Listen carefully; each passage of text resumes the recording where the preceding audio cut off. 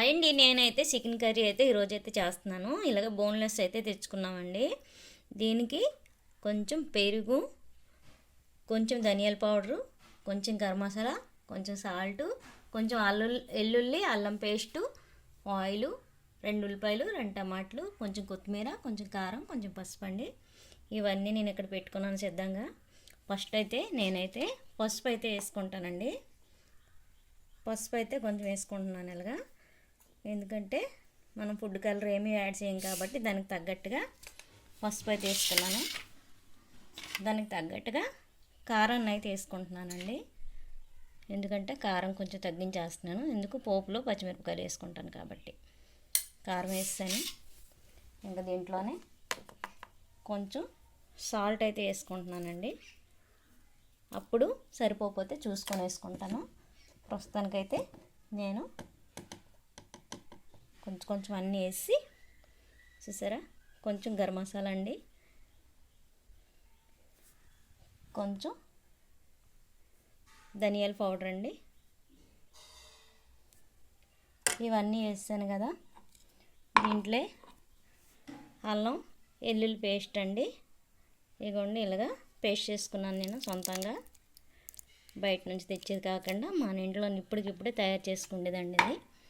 తర్వాత కొంచెం పెరుగండి, ఇదిగోండి నేనైతే కొంచెం పెరుగు వేసుకుంటున్నాను, మరి ఎక్కువ వేయలేదు, కొంచెం వేసాను. తర్వాత దీంట్లోనే ఆయిల్ అండి వేసేస్తున్నాను. ఇప్పుడు ఇంక ఇవన్నీ కలిపేసి, కొత్తిమీర అంటే నేను ఇదిగోండి ఇలాగా కడిగి పెట్టుకున్నాను, ఇది కూడా ఇప్పుడు కొంచెం కట్ చేసి వేసేస్తాను. వేసి కలిపేసి ఉంచేస్తాను. మళ్ళీ నేను పోపు వేసుకుంటాను కదా, అప్పుడు ఇగోండి టమాటాలు కూడా 2 కట్ చేస్తాను. కట్ చేసి గుండగా తరిగేసి దీన్ని కూడా ఉడబెట్టి పేస్ట్ చేస్తానండి. ఇగోండి 2 పెద్ద సైజు ఉల్లిపాయలు అయితే తీసుకున్నాను. వీటిని కూడా ఇప్పుడు క్లీన్ చేసి వీటిని కూడా చిన్న చిన్న ముక్కలు కట్ చేసి నేనైతే పోపు వేస్తాను. పోపు వేసినాక ఎంత బాగా అంటే మనం ఎలా వస్తుంది ఏంటని మీకైతే మళ్ళీ నేను చూపిస్తానండి. ఇప్పుడైతే దీన్ని అంతా కలిపేస్తాను.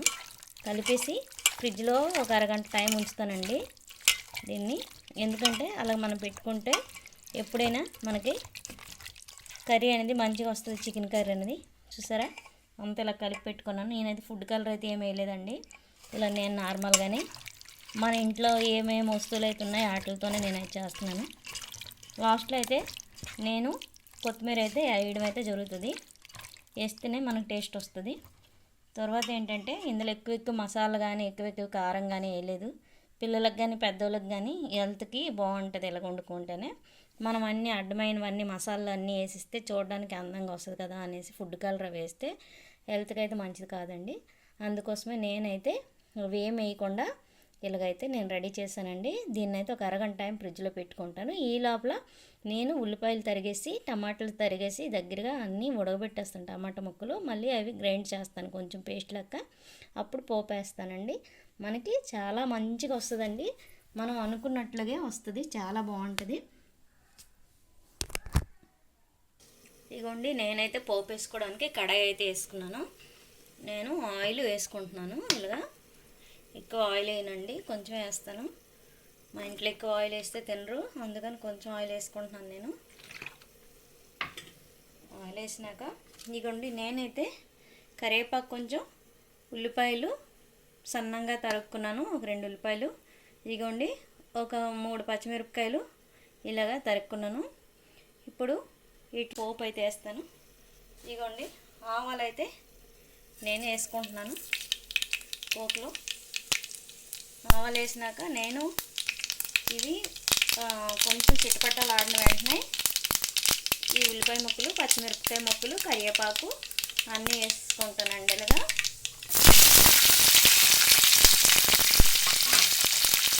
ఇంకా అవి బాగా గోల్డ్ కలర్లో వచ్చినాక ఇలాగ వేగిపోయాయి, మంచిగా వేగిపోయాయి కదా.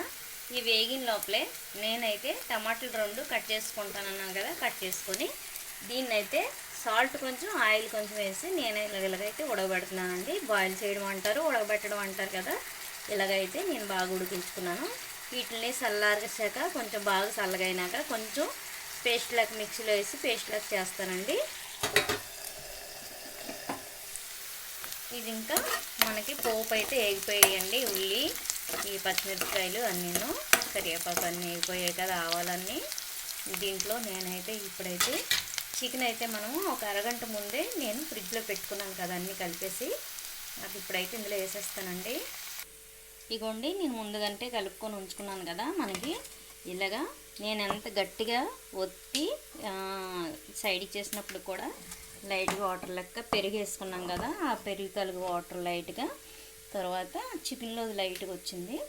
అదే వాటర్తో నేనైతే ఇప్పుడు దీంట్లో పోపులో వేసుకుంటున్నాను. మరి వాటర్ అయితే నేను వేయనండి. ఇంకా ఇక్కడ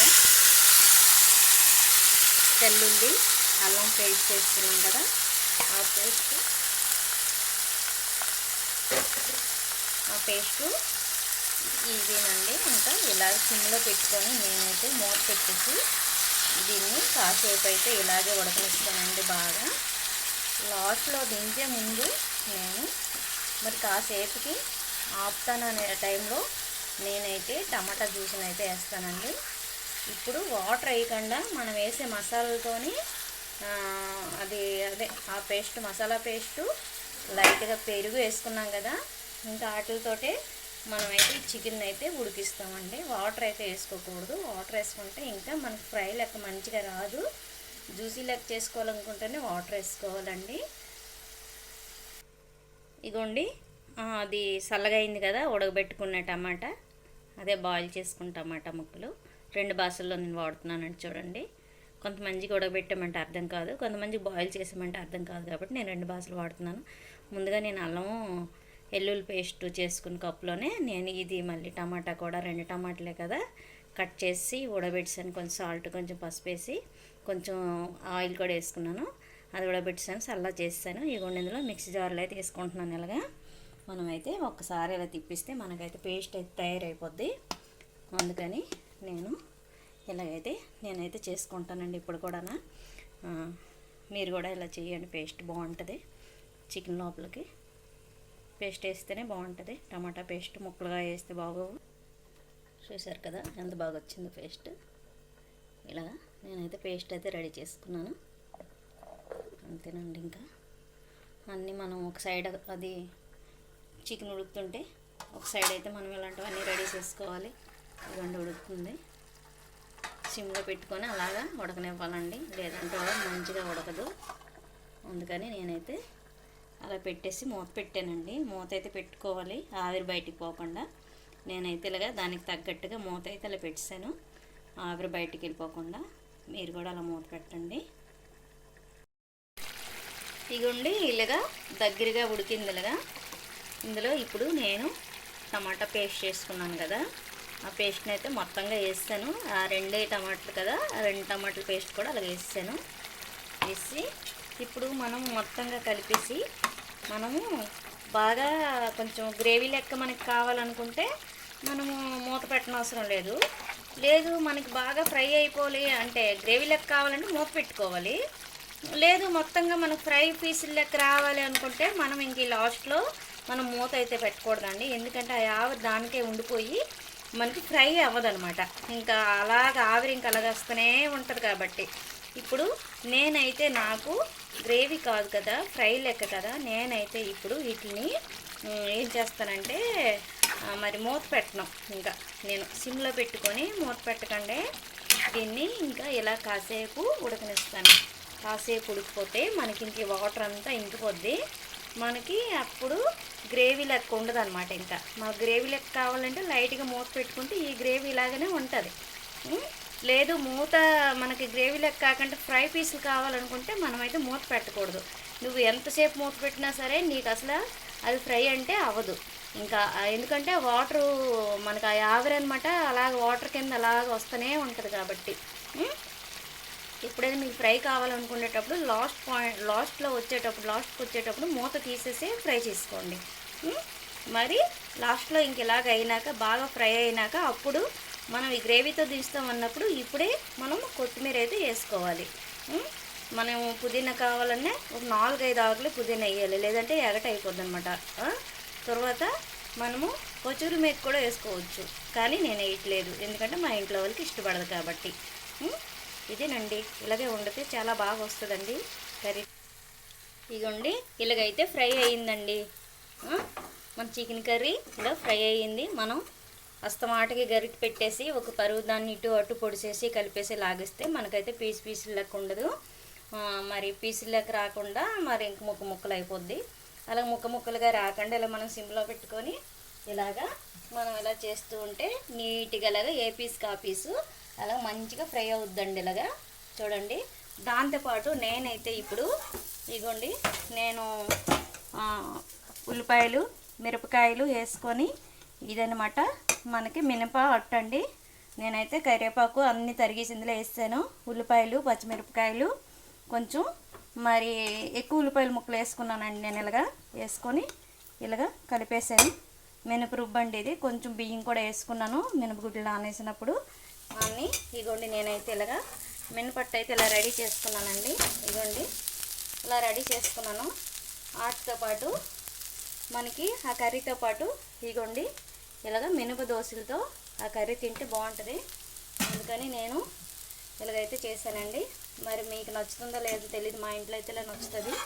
అందుకే నేనైతే ఇలా మినప దోశ అలాగా కర్రీ ఫ్రై చేశాను. అలాగా ఇప్పుడు దీనిపైనే ఇదిగోండి కొత్తిమీర అయితే వేసుకుంటున్నాను నేను. ఇలాగా మీకు నచ్చితే కొత్తిమీర వేసుకోండి, లేదంటే ఆపియండి కొత్తిమీర వేయడం. నేనైతే ఇలా కొత్తిమీర వేసుకున్నాను. ఇలాగా ఇలా వస్తుందండి కర్రీ ఫ్రై అంటారు దీన్ని. చూసారు కదా ఎంత బాగా వచ్చిందో. మీరు కూడా ఇలా ట్రై చేయండి. ఇదిగోండి, నేను దోశ అయితే ఇలాగ వేసుకున్నాను కదా, ఇలాగ వేసాను. ఇంకా నేనైతే ఇప్పుడు ఈ దోశ ఇప్పుడైతే ఇలా దోశ వేసుకున్నాను. 3 దోశలు వేసుకున్నానండి. ఇలాగా దీన్ని ఇప్పుడు ఇగోండి, నేనైతే ఈ కర్రీతో ఇలా మా ఇంట్లో ఎక్కువ నచ్చుతారు కాబట్టి ఇలాగా మనం అయితే ఇలా చేసుకుంటే బాగుంటుంది. చూసారా, నేను మినప అట్టుతో ఇలాగా చికెన్ కర్రీ అయితే ఫ్రై అయితే ఇలా చేసుకున్నాను. మినపట్లో ఉల్లిపాయ ముక్కలు పచ్చిమిరపకాయ ముక్కలు కొంచెం జీలకర్ర కొంచెం అల్లం కట్ చేసుకొని వేసుకుంటే బాగా వస్తుందండి. మీరు కూడా నచ్చితే ఇలా చేయండి. మీకు నచ్చితే లైక్ చేయండి, షేర్ చేయండి, సబ్స్క్రైబ్ చేయండి. ఓకేనండి, బాయ్ అండి. ఇంకా మీ చిన్న బుజ్జి ఛానల్ అండి, లైక్ చేయండి.